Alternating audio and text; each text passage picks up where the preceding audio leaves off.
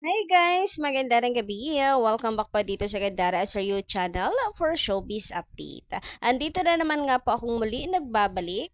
Ang nagmamaganda ninyo kachismosang Kim Pao, wala na pong iba si Gandara upang maghatid sa inyo ng latest update and fresh happenings patungkol kay Kim Chiu and Paolo Avellino.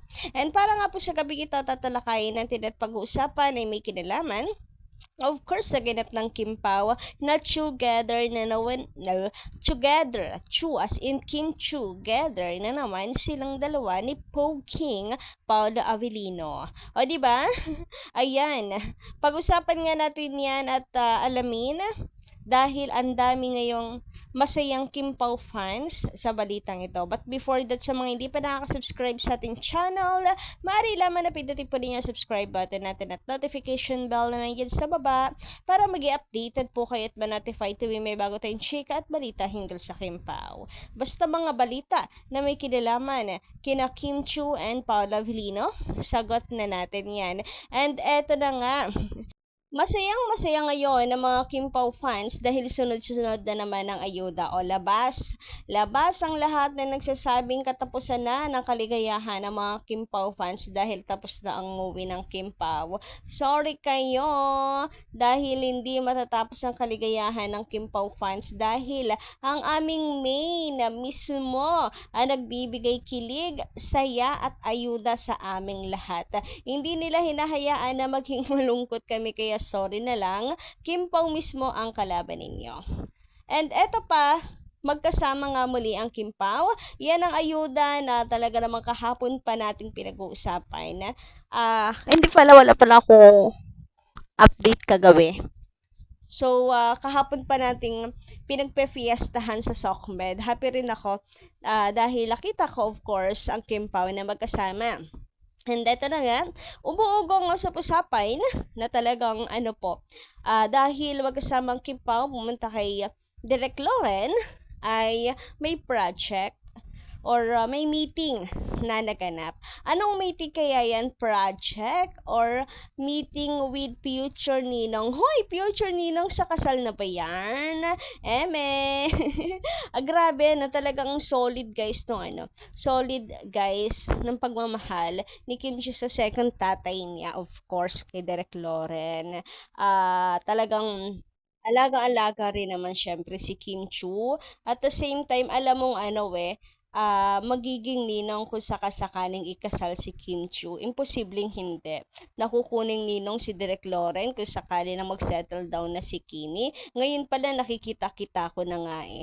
Ah, and eto na nga, dahil nga dyan, so ayan o, magkabukod pa ng picture ang dalawa pero at the end, alam naman natin na magkasama silang dalawa. Sabi nga sa chismis, sabay ang Kim Pao. At naniniwala naman ako doon sa chismis na yun. Bahala kayo sa buhay nyo. Basta naniniwala kaming Kim Paulandia na magkasama ang Kim Pao.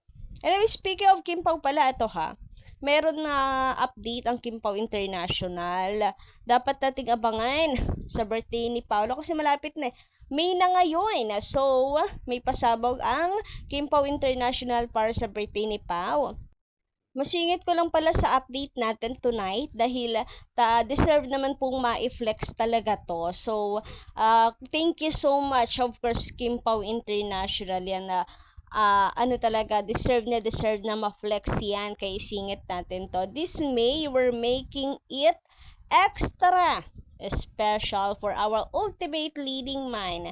Kim Pao International has a surprise in store for Paolo Avellino's birthday. O, di ba, bongga? Because a star like him deserve a celebration as unforgettable as his smile. Grabe nga naman, may hugot doon. Pero totoo, at saka dapat lang, naku ngayon pa lang nai-imagine ko na how thankful Paula Avellino is. Tahimik lang yan, man of a few words, pero grabe nag-uumapaw for sure ang pagiging thankful niyan. Kasi 'di ba, doon pa nga lang sa mga banners, sa mga Kim Pao fans, excited siya na makita tuwing may mga events kasi sabi niya ngayon lang daw niya yun naranasan kaya kita-kits daw, lalo na yung mga banners naglalakihan, kitang-kita niya ang dami, feel na feel niya yung yung pagmamahal ng mga fans. Tapos eto gagawing unforgettable yung kanyang birthday, 'di ba? Unforgettable like his smile ka. Anyway, dagdag pa nga ng Kim Pao International. Stay tuned, Kim Pao fam! The best is yet to come. Make sure to follow all KPI social media accounts to stay updated. So, ayan. I-follow nyo na guys ang Kim Pao International. Ayan, advance. Happy birthday, Paolo Avellino. So, ayan, thank you so much sa effort talaga. Kim Pao International, grabe, magmahal po ito sa Kim Pao. Grabe talaga yung effort nila. Always to support Kim and Paolo and para ipadama yung kanilang pagmamahal kay Kim and Paolo. Deserve talaga tong ma-highlight, guys. Anyway guys, mabalik tayo sa pinag-uusapan natin kanina, no? Doon sa sasabi sa chika at kung saan ay naniniwala nga ako ay nasabay magkasama ang Kim Pao na pumunta doon. And dito malalaman mo na real talaga ang Kim Pao hindi lang pang promo. Yan, ipalamo natin sa mga bashers pabalik yung mga sinasabi nila na pang promo lang ang Kim Pao, nagpapakilig lang kasi may movie, pero tapos na po ang movie, oh. Haller, tok, kamusta yung ulo nyo? May laman pa ba? Charot. Joke lang. Pero yun nga, tapos na yung movie, pero Kim Pao is still consistent. Mabuti nga at nakukunan nagiging updated tayo. Pero sa totoo lang, consistent pa rin sila even without camera talaga. Consistent, lagi silang magkasama. May project man o wala. Basta on and off cam, always together silang dalawa. At anong ibig sabihin doon? Ibig sabihin nun, 'di ba kailangan pa ba nating ispilingin 'yan at ipaliwanag, himay-himayin bawat detalye? Syempre hindi na, common sense na lang 'yon. Na bakit sila laging magkasama on and off cam and very sweet to each other naman talaga. Hindi PDA pero actions nila, how Paolo Avellino mag-care kay Kim ay talaga namang mag-jowa coded. Anyway, sabi naman dito ni Madam Sonia Dominguez, shoutout sa inyo, maganda rin gabi. Si Paulo, ang tipong hindi aamin, hindi aamin. Para sila ni Kim Chiu. Actually, meron ako nabasa sa Kim Emerald, hindi agad umamin si Kim. Parang ganon.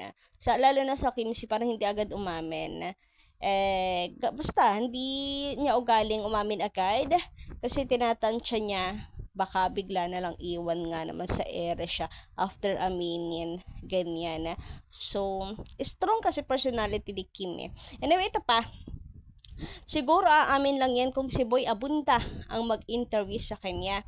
Kasi lahat ng babaeng nakarelasyon ni Paolo sa interview ni Boy Abunda lang umamin. Hindi kasi ako nakasubaybay since day 1 kay Paolo Avellino. Pero ganito, ibig sabihin yan, kailangan natin si Tito Boy Abunda. Tito Boy Abunda, paging to Tito Boy Abunda, baka naman po, meron kayo dyang baka naman mag-guest mo ang Kim Pao. Pero medyo malabo kasi not connected to ABS-CBN. Naguguluhan ako.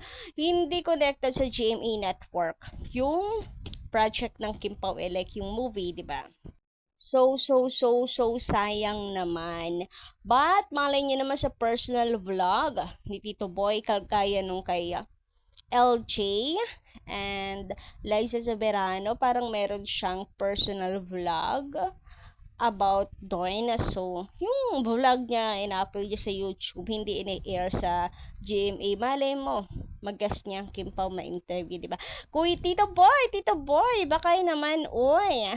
Baka naman, baka sakali. Ay, di ba PBB? Connected siya ngayon sa GMA. Baka naman, Tito Boy. Charot. Pinipilit no? Malay mo, biglang mapaamin si Paula Avelino, si Tito Boy lang pala yung kasagutan. Pero, bahala na po si Batman, bahala na po si Lord. Kung kailan po yung timing, 'di ba? Ayan, basta antay na lang tayo. Doon pa rin yung huli. Doon pa rin ang bagsak.